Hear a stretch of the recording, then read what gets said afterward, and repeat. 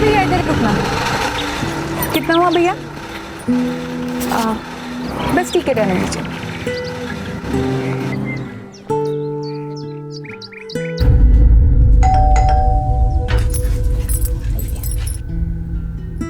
साहब, रश्मि मैडम आई है। आप बैठो। हाँ,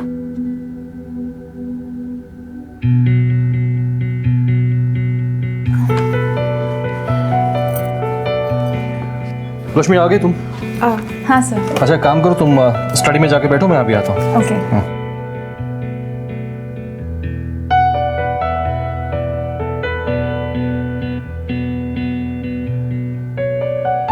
साहब, मेरा काम हो गया है, मैं रुकूं या जाऊं? नहीं, जाओ तुम।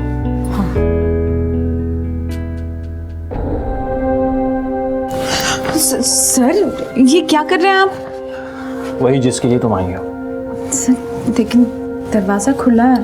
डोंट वरी, कोई नहीं है घर में।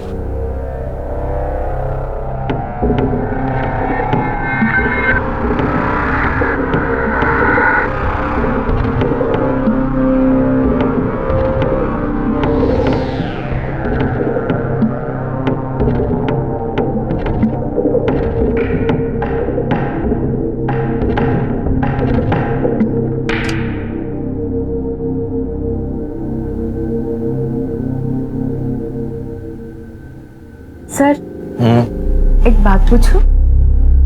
अभी पूछना जरूरी है क्या? हाँ।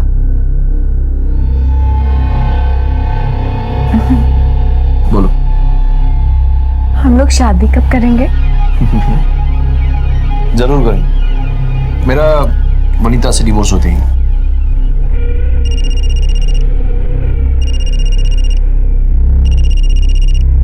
शैतान का नाम लियो। नॉनसेंस। हाँ बोल। जी, मैं निकल गई हूँ यहाँ से, कल सुबह पहुँच जाऊँगी पुणे। हाँ ठीक है। वर्कशॉप कैसा रहा? हाँ ठीक होता। आपने खाना खाया? वो सरिता आ रही है ना टाइम पे? हाँ सब ठीक है। Have a safe journey. अच्छा सुनो ना, वो अरे मैं क्लाइंट के साथ हूँ विनीता, कल डेट है उसकी। सॉरी ठीक है, मैं रख फोन रख। वो सुबह सुबह पहुंच रही है, तुम निकलो अभी। सर, आपने डाइवोर्स पेपर फाइल किया? नहीं। लेकिन सर फिर कम ऑन रश्मि।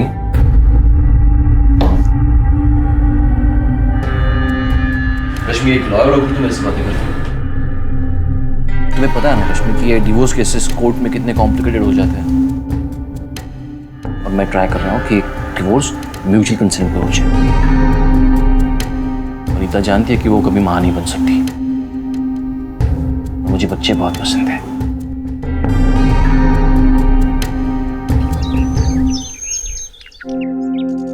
लक्ष्मण चल, लेट हो रहा है।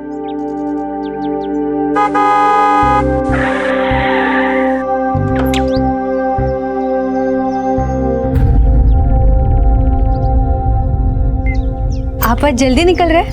हाँ कुछ जरूरी काम है। ठीक है, चाय पी के जाइए, मैं फटाफट बना देती हूँ। बोलो ना एक बार, जरूरी काम है। बात समझ में नहीं आती? सॉरी, मैं तो बस नहीं मेरी माँ, अब ये सुबह सुबह रोना धोना मत शुरू कर प्लीज।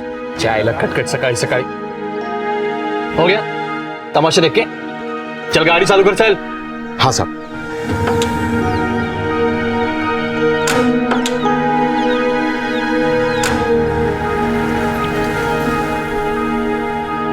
ले और ये ले। अबे तू भी डालना। ये ले, ये बेंकी, ये 20 पकड़। खत्म है। चल ले, चल ले 20।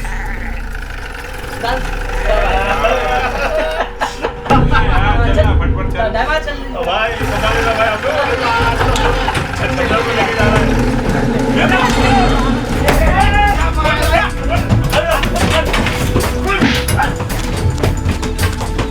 जा रहे हैं।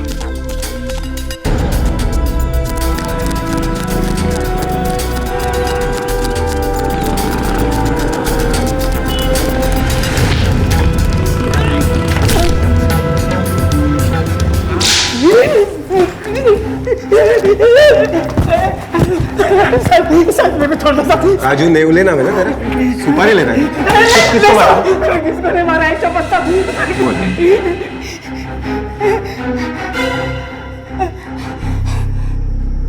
रिवॉल्वर? किसी को नहीं मारा ना? हाँ बोल, ये कहाँ से आया? क्या है? बता दो सामान ना मत। मैं कोई सुपारी किलर नहीं हूँ साहब। मैं तो छोटा मोटा झोल करने वाला आदमी हूँ साहब। वो 3 महीने पहले एक वकील का सुपारी मिला था, तभी ये मिला था अपन को। वकील को मार डाला? हाँ? नहीं सब अपन ने उसको नहीं मारा, पर जिसको मारना था वो तो बच गया। लेकिन क्या? वो गलती से एक औरत टपक गई। 3 महीने पहले एक शूटआउट में एक औरत अपनी जान गंवा बैठी और उसकी 4 साल की मासूम बच्ची अनाथ हो गई। लेकिन हैरानी की बात यह है कि यह हमला उसके लिए नहीं बल्कि किसी और के लिए प्लान किया गया था। पुलिस इन्वेस्टिगेशन एक डेड एंड पर आकर रुक गई थी। लेकिन क्या कॉन्ट्रैक्ट किलिंग के शक की वजह से हिरासत में लिया गया राजू नेवले पुलिस का जवाब था? आखिर ये कौन सी गुत्थी थी जिसे सुलझाने में पुलिस को इतना वक्त लग गया? आखिर क्या हुआ था 3 महीने पहले? मिस्टर खांडेकर, मैंने आपसे पहले ही कहा मैं बहुत महंगा वकील हूँ। कल शाम तक मेरे ऑफिस में पैसे नहीं पहुंचे तो मैं परसों कोर्ट में खड़ा नहीं रहूंगा। साहब, पान वाले के उधर रुकना है। रोज रुकता है ना, तो आज क्यों पूछ रहा है? दिमाग नहीं चला सकते? नॉनसेंस।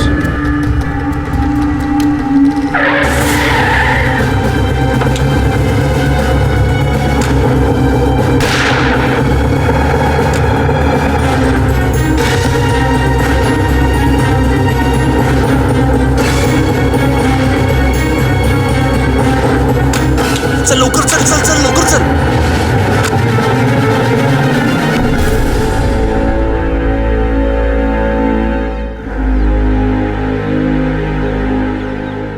पुणे के सबसे कामयाब criminal lawyer mister Suren Gokhale पर जानलेवा हमला हुआ।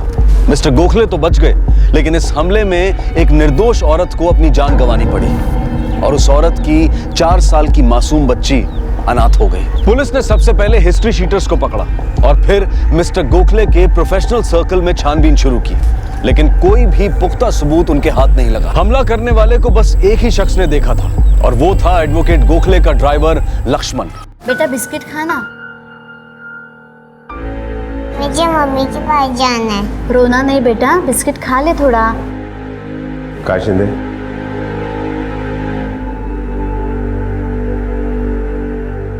बराबर है साहब, बराबर है। ऐसे ही दिखता था वो। ठीक तरह से देखो। हाँ साहब, सेम टू सेम।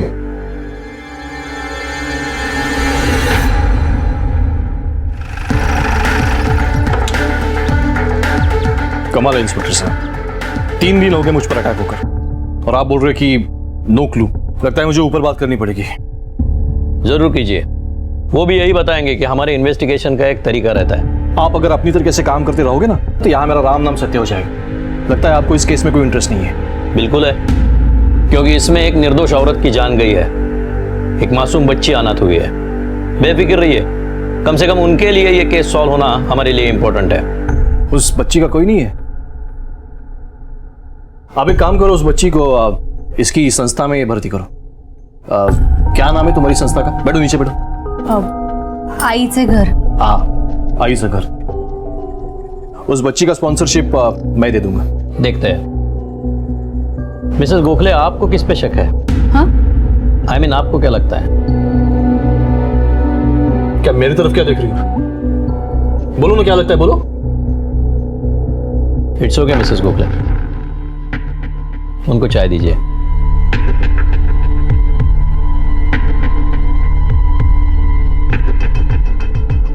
एक्चुअली जब से अटैक हुआ है डर सी गई है।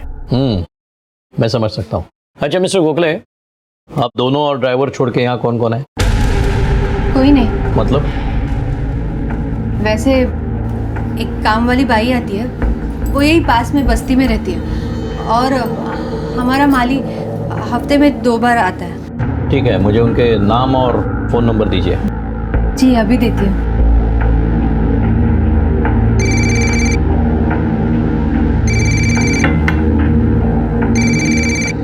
Excuse me. हाँ जाधव, स्केच बन गया? गुड. सगळ्या पोलीस स्टेशनला पाठवा. मुझे भी मोबाइल पे भेज दो। हाँ, ये शूटर हाथ आते ये सुपारी किसने दी इसका पता चलेगा। अच्छा, वो बच्ची ने कुछ खाया? ठीक है, उसके लिए 1-2 जोड़ी कपड़े मंगवाना, पैसे मैं देता हूँ। ये नाम और नंबर्स, और ये मेरा कार्ड उस बच्ची के लिए। थैंक्स। अब कैसी है वो? माँ के हाथ से ही खाऊंगी बोलती है। अक्सर यही होता है, गलती करता कोई और है और सजा किसी और को मिलती है। गोखले की बीवी वनीता, उसके बारे में और इंफॉर्मेशन निकालने की कोशिश करना। सर आपको क्या लगता है इस हमले में उसका हाथ है? कुछ कह नहीं सकते, लेकिन गोखले और उसकी बीवी के बीच में रिलेशंस कुछ अच्छे नहीं है। और अगर ये बात सही है तो गोखले को मारने के लिए उसके पास पूरा मोटिव है।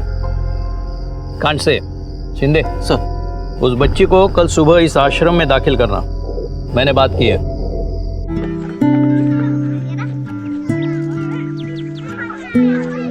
बच्ची का और जो कुछ भी सामान है वो मैं मंगवा लूंगी। चलिए। बेटा डरो मत। देखो, अब तुम हमारे साथ ही रहोगी। मेरा नाम वनीता आंटी है, और तुम्हारा? तो माँ के पास जाना है। मैडम तो बहुत ही अच्छी है, कभी कुछ नहीं बोलती मुझे, चाहे छुट्टी लेनी हो, पैसे चाहिए हो। मेरा मतलब किसी से दोस्ती, आना जाना नहीं। और साहब? वो क्या है ना साहब, हमारे साहब का थोड़ा बाहरी ध्यान ज़्यादा रहता है। मतलब तुम्हारे मैडम का और साहब का झगड़ा होता है? अब क्या बताओ साहब, हमारे साहब का चक्कर चल रहा है। अरे मेरी माँ, ये रोना बंद करा। रश्मि ने ये आई लव यू का मैसेज मुझे गलती से भेजा होगा। हाँ? अरे उसे अपनी बॉयफ्रेंड को भेजना होगा गलती से। थम, तुला पुरावा पाहिजे ना? 1 मिनट थांब, देख ले, 1 मिनट थांब जरा तू। हेलो हाँ रश्मि, क्या नाटक है ये? हाँ?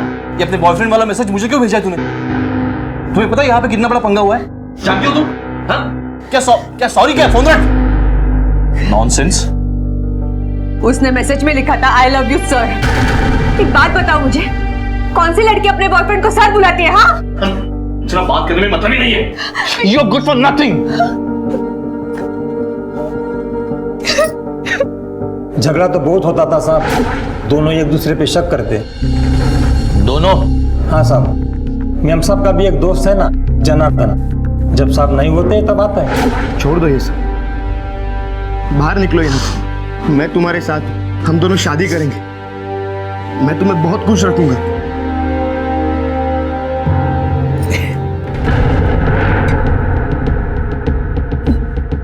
डिस्टर्ब किया मैंने? नहीं, हाँ तो बोलो, चला जाता हूँ ऑफिस। फिर चल ले तो तुम्हारी रात पीला। क्यों? गोखले, मुंह संभाल के बात करना। क्या? चुप रहे। घर मेरा है, मुंह मेरा। तू कौन होता बोलने वाला? और तूने तो घर की कोठी बना दिया। गोखले! सॉरी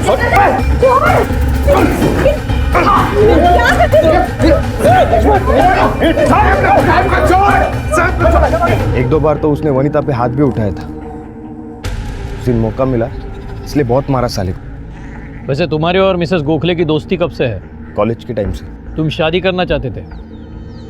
हाँ, 3 बार प्रपोज किया था, तीनों बार रिजेक्ट। इसीलिए मिस्टर गोखले को मारने की सुपारी दी तुमने? नहीं साहब, और जिस दिन उसे मारना होगा ना साहब, मैं खुद जाके मारूंगा। ये ऐसे सुपारी उपारी नहीं दूंगा। जब हमला हुआ तब तुम कहाँ थे? साहब मैं पनवेल गया था।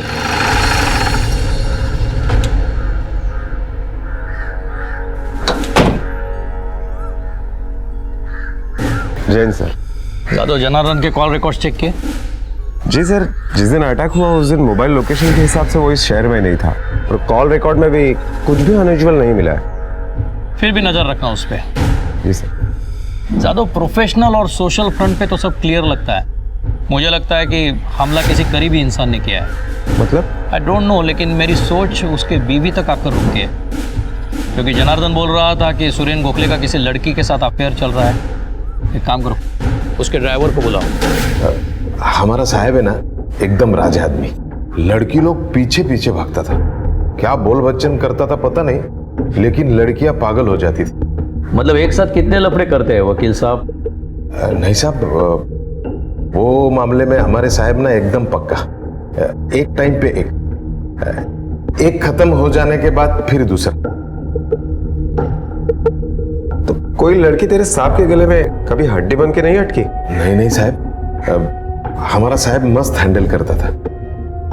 हाँ, पर एक लड़की थी जिसने हमारे साहब को बहुत रुलाया। गाड़ी में फुल एसी होता था, मगर साहब के पसीने सूख जाते थे। कौन थी वो लड़की?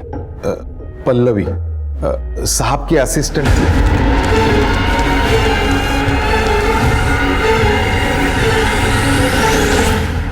या साहब या। आपने तो रेडी मार दी। और आप रेड हैंड पकड़े भी गए। Sorry sir. ऑफिस मेरा है, असिस्टेंट मेरी है। कुछ प्रॉब्लम नहीं तो मुझे काय के डर। बैठिए ना। Thank you. पल्लवी का भी डर नहीं था, फिर भी बाद में क्या हुआ ये आप जानते हैं। देखिए, मैं इस बारे में कुछ बोलना नहीं चाहता, वो मेरा पर्सनल मैटर है।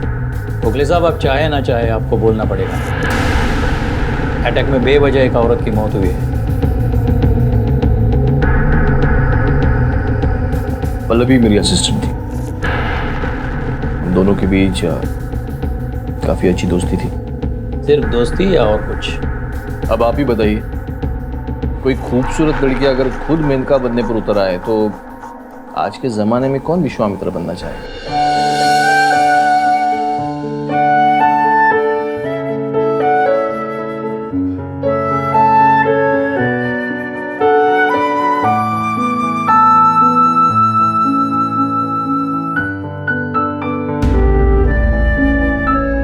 सर, आपने तो कुछ खाया ही नहीं।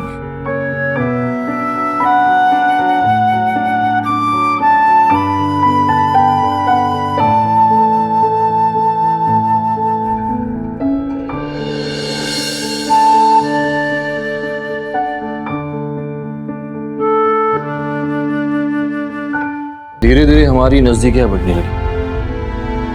हम दोनों एक दूसरे को पसंद करने लगे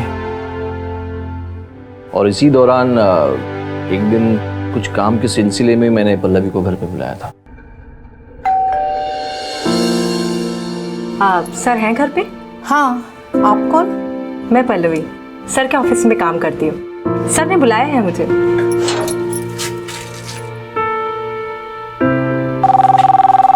एक मिनट। हाँ, हेलो। हाँ मेम साहब, हाँ माली आके गया। नहीं, साहब तो आज घर पे ही है। आप बस भगवान जी का दर्शन करो वहां पे। आगे क्या हुआ? हेलो। क्या हो गया? क्या हो गया? कुछ नहीं सर, एकदम से पाँव ट्विस्ट हो गया। ओके, बैठो बैठो बैठो बैठो बैठो, यहाँ पे बैठो बैठो। कहाँ पे दर्द हो रहा है? सर यहाँ दर्द हो रहा है। बहुत दर्द हो रहा है? हाँ सर। अच्छा रुको, मैं मलहम लेके आता हूँ। सर, मलहम की कोई जरूरत नहीं है, आपके छूने से ही दर्द कम हो गया। एक मिनट।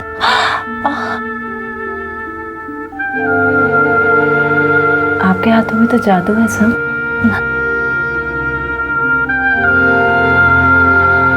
सर, मैं आपको थैंक यू बोलना चाहती थी। अरे इसमें थैंक यू की कौन सी?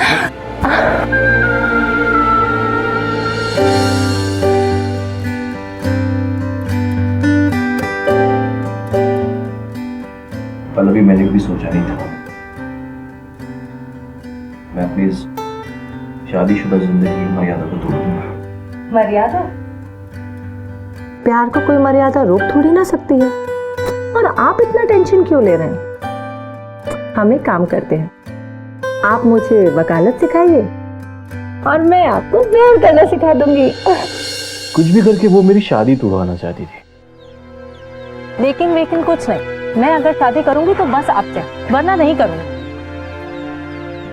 क्या आप अभी मुझसे शादी नहीं करना चाहते? अरे मैंने ऐसा कब कहा? तो बस आप अपनी बीवी को डिवोर्स दे दो। पल्लवी कैसी बातें कर रही हो तुम? एक लॉयर होकर तुम ऐसी बातें कैसी कर सकती हो?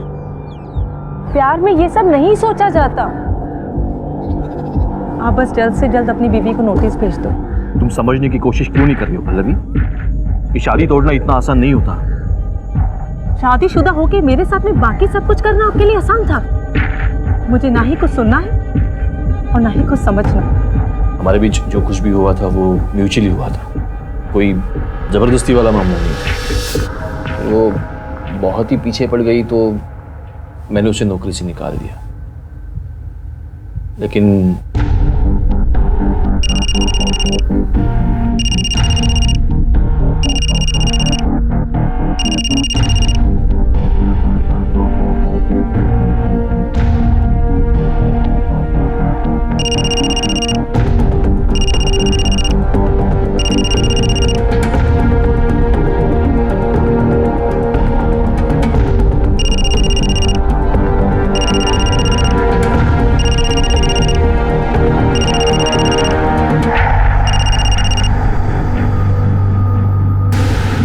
मैंने उसे नजरअंदाज करने की बहुत कोशिश की, लेकिन उसने मेरा पीछा नहीं छोड़ा। धीरे धीरे उसके फोन कॉल्स बढ़ते गए और एक दिन अचानक वो ऑफिस पहुंच गई। क्यों तंग कर रही हो मुझे?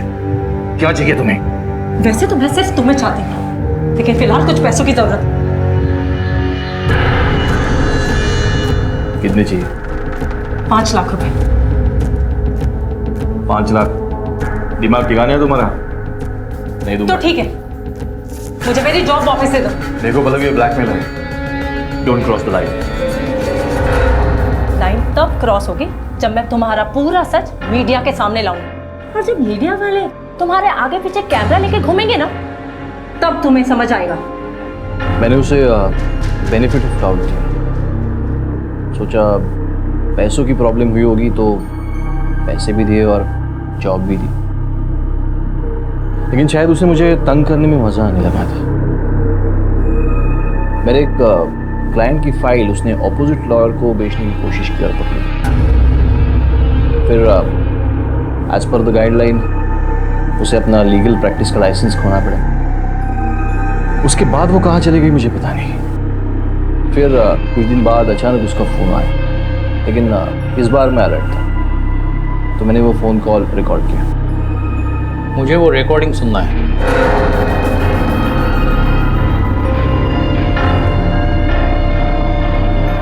मुझे पैसे चाहिए। किस बात के पैसे? कि तुम भी अच्छी तरीके से जानते हो कि मैं किस चीज के पैसे मांग रही हूँ। देखो पल्लवी, तुम मुझे ना कुछ देखना है और ना ही सुनना। मुझे जो कुछ भी कहना था ना, मैं तुम्हारी बीवी से कह चुकी हूँ। और अगर तुम्हारा एटीट्यूड ऐसा ही रहा ना, तो कल मैं सबके सामने बताने में मुझे कोई प्रॉब्लम नहीं होगी। Please please Pallavi, stop calling me. नहीं करूंगी, बस मुझे पैसे चाहिए, कुछ भी करके। नहीं तो देख लेना मैं क्या क्या कर सकती हूँ। मतलब उसने आपकी बीवी को सब कुछ बता दिया था? हाँ, मैं जानती थी। पल्लवी सुरेन की पहली असिस्टेंट थी। इतनी बड़ी बात आप बताना ही भूल गई। ये तो हो नहीं सकता। देखिए इंस्पेक्टर, मैं इस सब से अब बहुत परेशान हो चुकी हूँ। मुझे बस बाहर निकलना है इस सब से। मुझे पता है सुरेन बदलने वाला नहीं है। मुझे खुद ही कोई नया मकसद ढूंढना पड़ेगा जिंदगी जीने के लिए। अवनी जैसा कोई मकसद। सर, जहां तक सबूत कहते हैं, अब तक पल्लवी के पास एडवोकेट गोखले को मारने का स्ट्रॉन्ग मोटिव है। मोटिव तो एडवोकेट के बीवी के पास भी है जादव, शायद जनार्दन। फिलहाल हम वनीता और पल्लवी पे फोकस करते हैं। वनीता के हर मूवमेंट की मुझे खबर देना और उस एडवोकेट के ऑफिस से पल्लवी का एड्रेस ले लो और उसे ले आओ। पड़ोस वाले से पूछ जी, क्या पल्लवी नाम की लड़की यहीं पे रहती है? हाँ, रहती तो है, अकेली रहती है, लेकिन कुछ हफ्तों से दिखी नहीं है। क्यों, क्या हुआ साहब? अच्छा, इस घर के मालिक कहाँ रहते हैं? सर, पल्लवी के कॉल रिकॉर्ड्स। लोकेशन ट्रेस हुआ? नहीं सर, अटैक के बाद उसका मोबाइल बंद है। Last location Swargate bus depot था। शायद शहर छोड़कर गई है। कमाल करते हो आप लोग। एक अनजान लड़की को फ्लैट किराए पर देते हो और उसके कुछ डिटेल्स तक नहीं रखते आप। एग्रीमेंट तक नहीं बनवाया आपने। साहब, लेकिन लड़की अच्छे घर की दिख रही थी, खुद लॉयर भी है, तो मैंने सोचा कि ठीक है, वो डिटेल्स है उसके। ज्यादा तो कुछ पता नहीं साहब, लेकिन बोलने में बहुत बार नासिक का नाम आता था। नासिक? हाँ। नासिक में कौन रहता है उसका? उसकी माँ रहती है उधर, बहुत बीमार रहती है। सर, ये पल्लवी का फोटो गोखले के ऑफिस से मिला। ये फोटो नासिक पुलिस को भेजो। सभी इन्फॉर्मर्स को काम पे लगाओ। उनको बोलो खास करके हॉस्पिटल्स और मेडिकल स्टोर पे नजर रखो। दिन दहाड़े बीच सड़क पर शहर के एक कामयाब वकील पर जानलेवा हमला हुआ था। हमले को 1 हफ्ता बीत चुका था, लेकिन पुलिस की काफी कोशिशों के बावजूद भी उनके हाथ कोई पुख्ता सबूत नहीं लगे थे। इंसान की जिंदगी में कुछ ऐसे नाजुक मोड़ आते हैं जहां कुछ ऐसे रिश्ते बन जाते हैं जिन्हें इंसान समाज के सामने लाना नहीं चाहता, और अक्सर इंसान के अतीत में बने ये नाजुक रिश्ते ही उसकी वर्तमान जिंदगी में मुश्किलों को जन्म देते हैं। एडवोकेट सुरेन गोखले की जिंदगी का एक ऐसा ही नाजुक मोड़ था उनकी पुरानी असिस्टेंट और प्रेमिका पल्लवी। सुरेन गोखले का यह कहना था कि पल्लवी ने ही उसे अपने साथ नाजायज रिश्ता रखने पर मजबूर किया था, पर क्या यह सच था? और अगर यह सच नहीं था तो फिर सच्चाई क्या थी? और अब यह उलझन सिर्फ पल्लवी ही सुलझा सकती थी।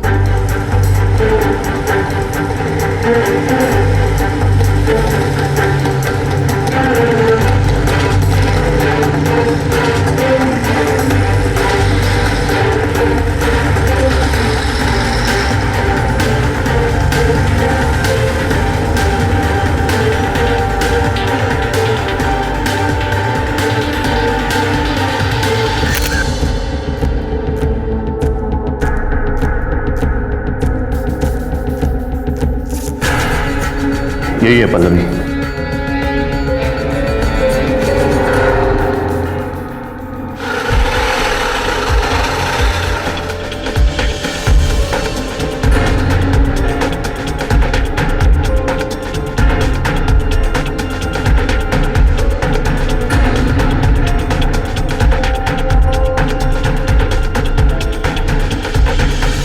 पल्लवी। हाँ माँ, चाहिए आपको पानी? हाँ बिल्ला।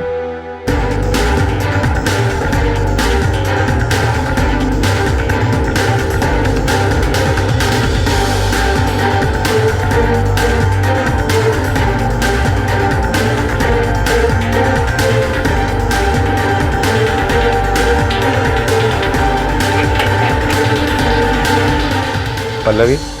जी, आप कौन? PSI Jadhav, Pune. Please please stop calling me. नहीं करूंगी, बस मुझे पैसे चाहिए, कुछ भी करके। नहीं तो देख लेना मैं क्या क्या कर सकती हूँ। यस सर, ये कॉल मैंने ही किया था, ये आवाज मेरी ही है। और क्या मतलब है इसका? सर और क्या मतलब हो सकता है? जो कुछ भी है मैंने साफ साफ कहा है। आपने एक रेप्यूटेड लॉयर को पैसों के लिए धमकी दी है। हाँ सर, मैंने धमकी दी है, लेकिन उसी रेप्यूटेड लॉयर के सामने मैं रोई, गिड़गिड़ाई, पैसों के लिए भीख मांगी, लेकिन उन्होंने मेरी किसी भी बात पे ध्यान ही नहीं दिया। ये कॉल मेरा 7वां 8वां कॉल है उन्हें। इससे पहले के कॉल्स नहीं सुना उन्होंने आपको? लेकिन मिस्टर गोखले आपको पैसे क्यों दे? मेरी जिंदगी बर्बाद करने के, मेरा करियर खत्म करने के पैसे सर। मतलब? सर मेरा बार लाइसेंस कैंसिल हो गया, मेरी नौकरी चली गई, सिर्फ और सिर्फ उस सुरेन गोखले की वजह से। लेकिन तुमने खुद चुना है ना ये रास्ता। सर कोई भी लड़की ना इस रास्ते को खुद नहीं चुनती है, इस रास्ते पे मुझे जबरदस्ती धकेला गया है। क्या हो गया? अरे मैडम क्या हुआ? कुछ नहीं, एकदम से पावर ट्विस्ट हो गया। अच्छा ठीक है ठीक है, अंदर आओ, तुम जाओ काम करो अपना, मैं देखता हूँ। आराम से आराम से। ओके।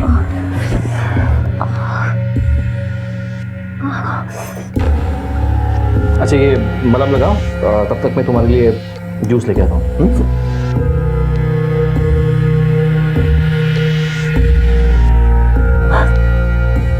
ठीक लग रहा है? अब थोड़ा ठीक है sir. Low juice P low. Thank you.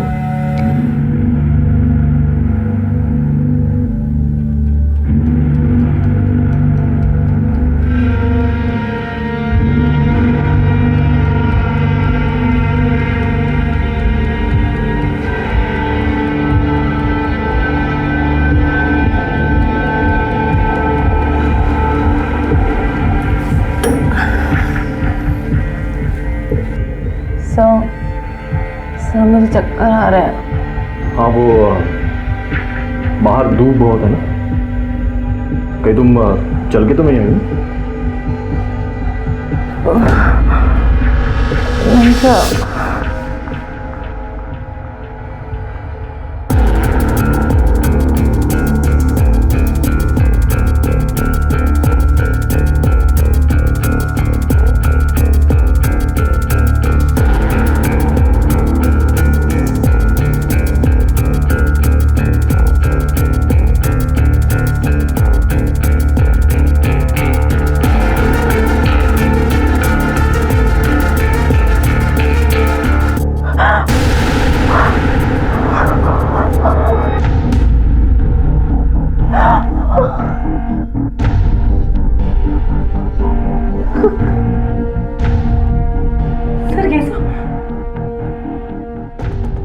Really very sorry Pallavi, कल हम इतने करीब थे, मैं अपने आप को रोक नहीं पाया। पल्लवी मैंने कभी कहा नहीं, बट आई लव यू। कुछ दिनों तक उसके झूठे प्यार का सिलसिला चलता रहा, लेकिन उसके बाद उसने मेरे फोन कॉल्स उठाने बंद कर दिए, मुझे नौकरी से निकाल दिया। बहुत धमकियां देने के बाद में मुझे मेरी जॉब वापस मिली। और दोबारा जॉब पे आने के बाद तुम्ही ने तो फाइल का लफड़ा किया था ना? बिल्कुल नहीं, ये सब उसका प्लान था, मुझे फंसाने के लिए, मुझसे छुटकारा पाने के लिए। उसी ने मुझे वो फाइल दी थी एक आदमी को देने के लिए, और प्लान के अकॉर्डिंग उसने ये प्रूव कर दिया कि वो आदमी दूसरे वकील का था, और बार एसोसिएशन में मेरी कंप्लेंट कर दी, और मेरा लाइसेंस कैंसिल हो गया। क्यों किया तुमने ये सब? तुम्हारी वजह से मेरी पूरी जिंदगी बर्बाद हो गई। बर्बादी क्या होती है ये तुम्हें पता नहीं है मेरी जान। अब तो सिर्फ लाइसेंस गया है, ज्यादा आवाज की ना तो सब कुछ छीन सकता है। यहाँ का सबसे बड़ा क्रिमिनल लॉयर जिंदगी से उठा सकता हूँ। तो तुम्हारी भलाई इसी में है, चुपचाप यहाँ से चले जाओ। आउट। अगर ये लड़की सच कह रही है तो सुरेन ने काफी सारी बातें हमसे छुपाई है, जिन बातों में ही उसके ऊपर जो हमला हुआ उसका सुराग है। सर एडवोकेट गोखले की बीवी ने दूसरे वकील की मदद से अपने डिवोर्स पेपर तैयार करवाए। हमले से पहले या बाद में? पहले सर, 2-3 हफ्ते पहले। सर अगर वनीता ने डिवोर्स पेपर इतने पहले तैयार करवा ही रखे हैं तो फिर अब तक उसने अपने पास क्यों रखे, फाइल क्यों नहीं की? जाहिर सी बात है दादा, डिवोर्स हुआ तो आधी प्रॉपर्टी, पति मर गया तो पूरी। एडवोकेट सुरेन गोखले पर हुए हमले को अब लगभग 1 महीना बीत चुका था, पर हमलावर की तलाश अब भी जारी थी। सुरेन गोखले की निजी जिंदगी में जैसे रिश्तों की गुत्थी सी बन गई थी। उसके हर जायज और नाजायज रिश्ते के पास उसे मारने की वजह थी, जैसे कि उसकी पत्नी वनीता, जो सिर्फ समाज में होने वाली बदनामी के डर से इस खोखले रिश्ते को ढो रही थी। दूसरी थी पल्लवी, जो एक वक्त सुरेन गोखले के बहुत करीब थी, लेकिन आज उनके बीच की दोस्ती और प्यार की जगह नफरत ने ले ली थी। और अब पुलिस के शक के दायरे में तीसरी थी गोखले की आज की असिस्टेंट रश्मि। कब से एडवोकेट सुरेन गोखले के पास काम कर रही हो? यही कोई 7-8 महीने हुए हैं। क्या काम करती हो? असिस्टेंट हूँ उनकी, केस सॉल्व करने में हेल्प करती हूँ, रेफरेंसेस निकाल के देती हूँ, अपॉइंटमेंट्स, कोर्ट डेट्स वगैरह एडजस्ट करती हूँ, सब कुछ करती हूँ। सब कुछ मतलब और क्या क्या करती हो? बोलो, आप क्यों चुप हो? प्रॉमिस किया है उसने शादी का। हम लोग जल्दी शादी करने वाले हैं। पहले बीवी से तलाक के बाद या वैसे ही? ऑफ कोर्स तलाक लेके। अच्छा डोंगरे मैडम,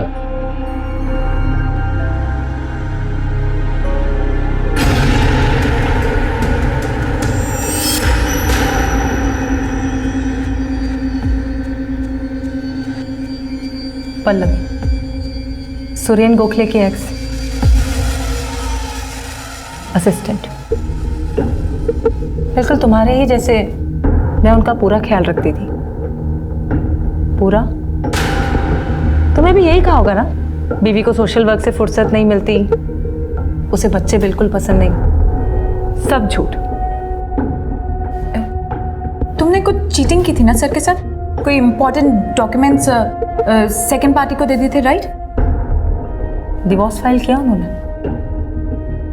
नहीं, अब तक तो नहीं किया, पर जल्दी कर देंगे।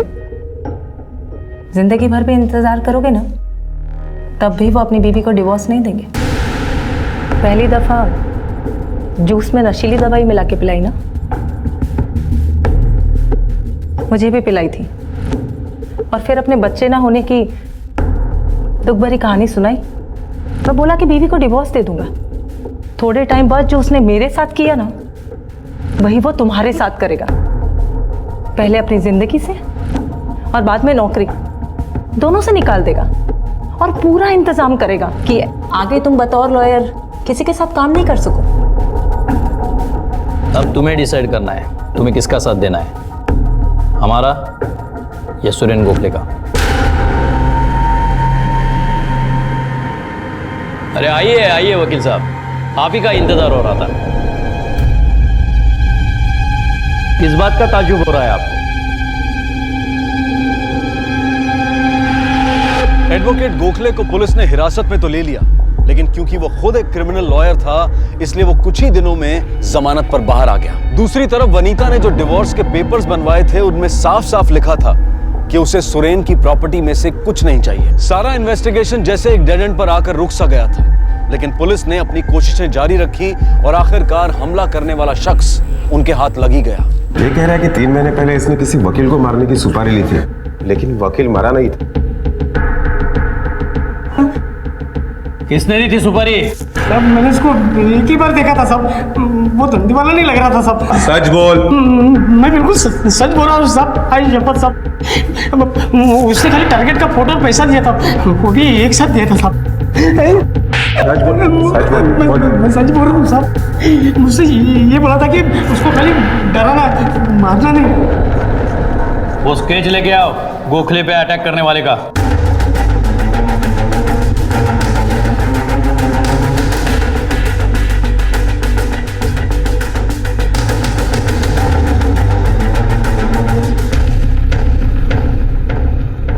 जादव एक काम करो,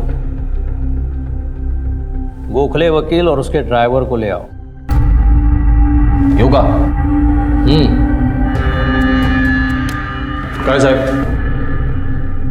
आज कौन सी नई कहानी सुनाने वाले? वो लड़कियों के कहने पे आपने मुझे अंदर किया, लेकिन आप मेरा कुछ नहीं बिगाड़ पाए। आपको अंदाजा नहीं है मैं क्या चीज हूं।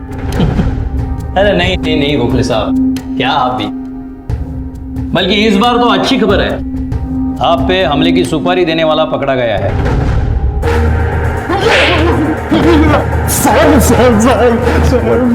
अपने साहब को मारने की सुपारी क्यों दी?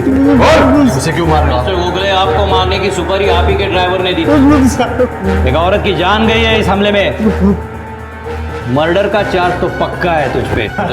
आप नहीं किया। अरे चुप हो जा, कुछ नहीं होगा तुझे। जानता है ना तू कितने बड़े वकील का ड्राइवर है तू? नहीं, वो मैं नहीं जानता। मेरे को जिंदगी भर नहीं सड़ना जेल में। मैंने साहब को मारने की सुपारी दी थी ना, वो मेरे साहब के कहने पे दी थी। स्टेटमेंट देगा? देगा। जादव, इसे स्टेटमेंट ले लो और अरेस्ट वारंट निकालो। गोखले को इस बार जमानत नहीं मिलनी चाहिए, ले जाओ।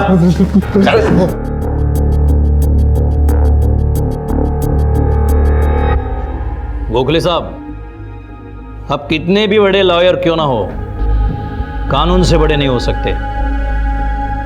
अपने आप को मारने की सुपारी, इसमें एक बेकसूर औरत की जान गई है, एक मासूम बच्ची अनाथ हुई है। वजह आप बताओगे कि? हाँ, मैंने ही वो अटैक करवाया था। मुझे छुटकारा चाहिए था पल्लवी से। मुझे लगा अब पैसों के लिए जिंदगी भर मुझे ब्लैकमेल करती रहेगी। अच्छा प्लान, आप सुपारी के चक्कर में उसे अरेस्ट करोगे और अपने आप सारे प्रॉब्लम सॉल्व हो जाएंगे। इस बार तुझे जमानत नहीं मिलेगी, देख लेना।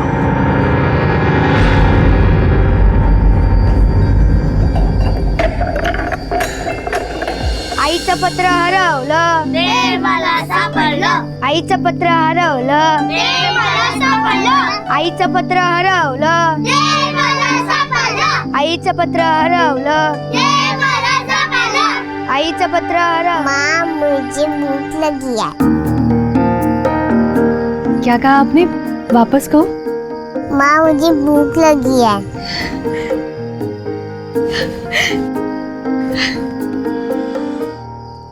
अगर इसका सही इस्तेमाल किया जाए तो ये वरदान बन जाता है, और अगर इसी ज्ञान का इस्तेमाल किसी गलत काम के लिए किया जाए तो ये श्राप बन जाता है। एडवोकेट सुरेन गोखले के पास भी नॉलेज थी, ज्ञान था, उसका कानून का अभ्यास, लेकिन उसने उस अभ्यास को गलत काम के लिए इस्तेमाल किया, जिसकी कीमत उसे चुकानी पड़ी। गोखले ने एक परफेक्ट प्लान बनाया था अपने आप पर हमला करवाने का, जहां गोली तो उस पर चलेगी लेकिन निशाना बनेगी पल्लवी। गलत इरादे मन में रखकर काम करने वाला कोई ना कोई गलती तो करता ही, और हर गुनहगार कोई ना कोई सुराग पीछे छोड़ ही जाता है। दुर्भाग्य की बात तो यह है कि इस पूरे खेल में एक निर्दोष औरत को अपनी जान गंवानी पड़ी और एक मासूम बच्ची बेसहारा हो गई। जिंदगी में बना एक गलत रिश्ता पता नहीं कितनी और गलतियों को जन्म देता है, और ना जाने कितनी मासूम जिंदगियों को बर्बाद कर देता है। आपसे फिर मुलाकात होगी अगले एपिसोड में और खुलासा करेंगे एक और जुर्म का। तब तक अपना और अपने परिवार का ख्याल रखें और देखते रहें क्राइम पेट्रोल डायल 100। सबक एक को, सीख हम सबको। जय हिंद।